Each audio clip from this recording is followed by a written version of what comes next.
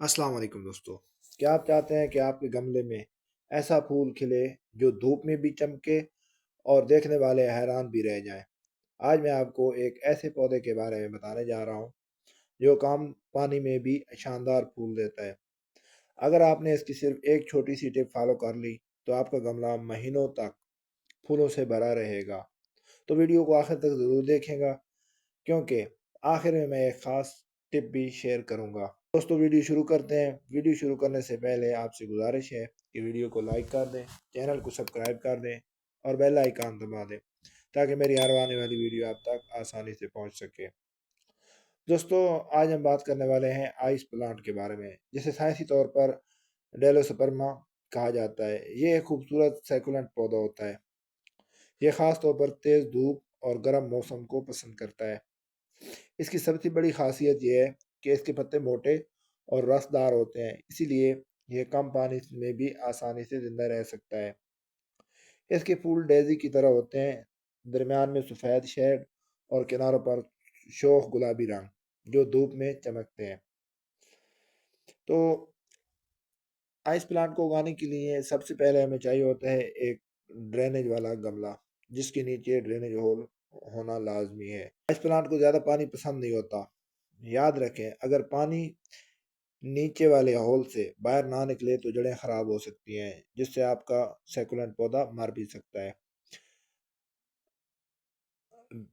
دوسرے نمبر پر آتی ہے آئس پلانٹ کے لیے مٹی کی تیاری۔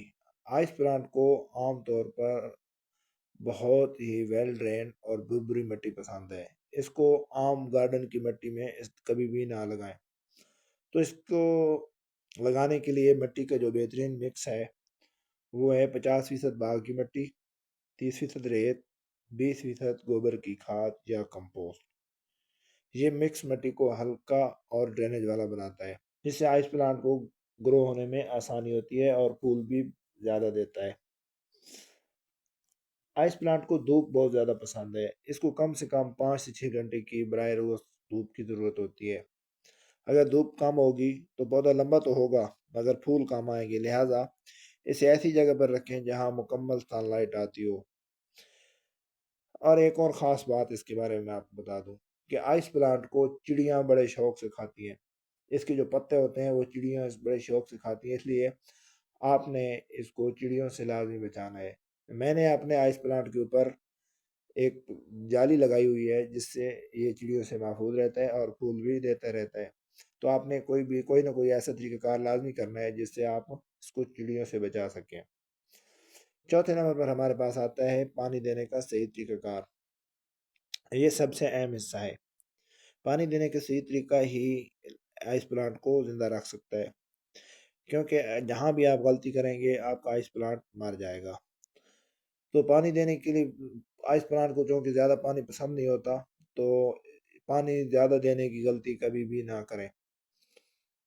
پانی تب دیں جب مٹی مکمل خشک ہو جائے۔ عام طور پر گرمیوں میں ہفتے میں 2 بار کافی ہوتا ہے، سردیوں میں پانی اور زیادہ کام کر دیں۔ اب میں آپ کو وہ راز بتاؤں گا جس کا میں نے شروع میں ذکر کیا تھا۔ اگر آپ چاہتے ہیں کہ پودا زیادہ شاخیں بنائے اور زیادہ پھول دے تو ہلکی سی پروننگ کریں، یعنی مرجھائے ہوئے پھول اور لمبی شاخیں کاٹ دیں۔ اس سے پودا مزید گھنا اور خوبصورت ہو جائے گا۔ عام مسائل جو اکثر آئس پلانٹ کے ساتھ پیش آتے رہتے ہیں، ان میں سب سے جو عام مسئلہ ہے وہ ہے کہ اس کے پتے نرم یا پیلے ہو جاتے ہیں۔ تو یہ پانی کی کمی کی وجہ سے ہو سکتا ہے، اور اگر پتے بالکل گلنے شروع ہو جائیں تو یہ پانی کی زیادتی کی وجہ سے ہو سکتا ہے۔ اور اگر آپ کا آئس پلانٹ بڑا تو ہو رہا ہے، شاخیں بھی بڑی ہو رہی ہیں، لیکن اس پر پھول نہیں آ رہا ہے، تو یہ دھوپ کی کمی کی وجہ سے ہو سکتا ہے۔ آپ اس کو دھوپ دیں گے اگر 6 سے 7 گھنٹے کی تو یہ پھول دینا شروع کر دے گا۔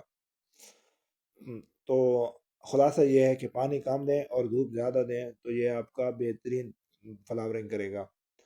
اگر آپ کو یہ مکمل گائیڈ پسند آئی ہو تو ویڈیو کو لائک کریں، اور اگر آپ گارڈننگ سیکھنا چاہتے ہیں تو چینل گارڈننگ وز EZ30 کو سبسکرائب کرنا نہ بھولیں، اور کمنٹ میں ضرور بتائیے گا کہ آپ آئس پلانٹ پہلے سے اگا رہے ہیں یا ابھی لگانے والے ہیں۔ ملتے ہیں اگلی زبردست گارڈننگ ویڈیو میں۔ اللہ حافظ۔